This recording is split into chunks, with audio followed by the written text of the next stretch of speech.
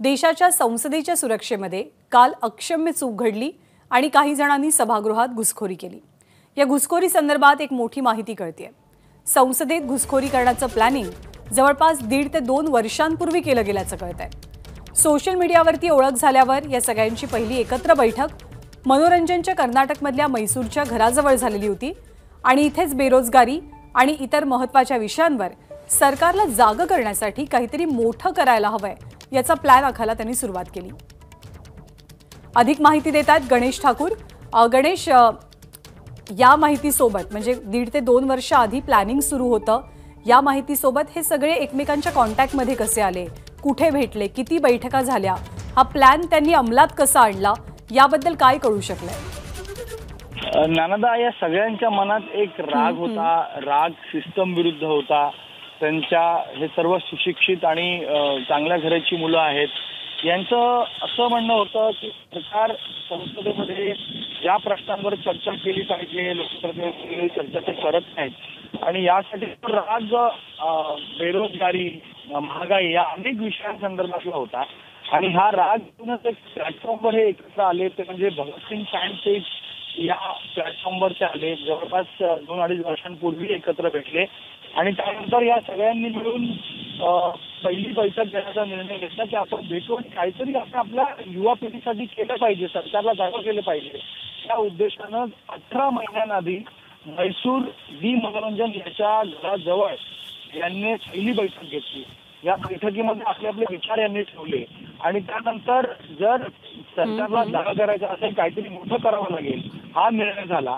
आणि म्हणून त्यानंतर या पहिल्या बैठकीनंतर यांच्यामध्ये सोशल मीडिया या फॅन पेज किंवा इतर प्लॅटफॉर्मवरती व्हॉट्सअपमध्ये चर्चा होत राहिली आणि दुसरी मीटिंग झाली ती चंडीगडमध्ये।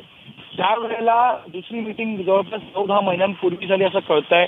या दुसऱ्या मीटिंगमध्ये त्यावेळेला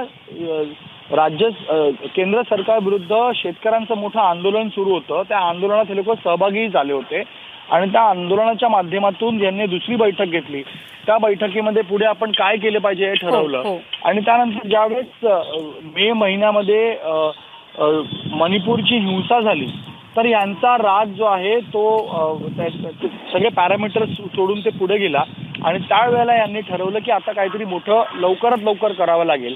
आणि म्हणून मणिपूरच्या हिंसेनंतर यांच्या काही अजून ऑनलाईन मीटिंग झाल्या, त्यामध्ये 4 महिन्यांपूर्वी यांनी ठरवलं की आपण संसदेत जाऊन अशा प्रकारे विरोध प्रदर्शन केलं पाहिजे। आणि यामुळं याची रेखीची जबाबदारी दिली गेली, ती म्हणजे सागर शर्मावरती जो लखनौचा राहणारा होता, हा ऑटो चालवायचा, याला त्या एरियाची पूर्ण माहिती होती। आणि म्हणून नवीन संसद बिल्डिंगच्या पहिल्या सत्रात जेव्हा उद्घाटन झालं, पहिलं सत्र झालं मॉन्सून सत्र, त्यावेळेला सेक्युरिटीची रेकी केली आणि पास कसे मिळवावेत हे सगळ्या गोष्टींची बारकाईनं यांनी माहिती घेऊन 13 डिसेंबर हा दिवस निवडला। 10 तारखेच्या जवळपास हे सगळेजण दिल्ली इथं पोहोचले, गुरगाव इथं शर्माच्या घरी राहिले। 13 डिसेंबरला सकाळी जे इंडिया गेटच्या परिसरात पहिले जमा झाले।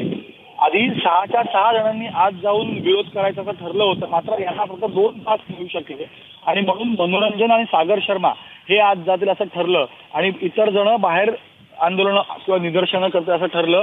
आणि नंतर सगळ्यांना माहिती आहे काय झालं, मात्र हा राग एकत्रित येऊन त्यांनी समोर आणला।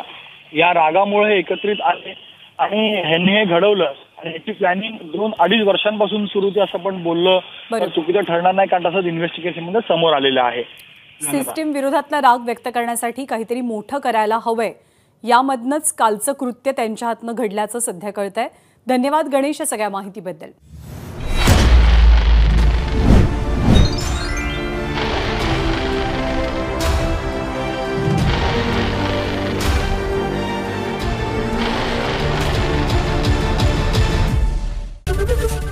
एबीपी माझा, उघडा डोळे बघा नीट।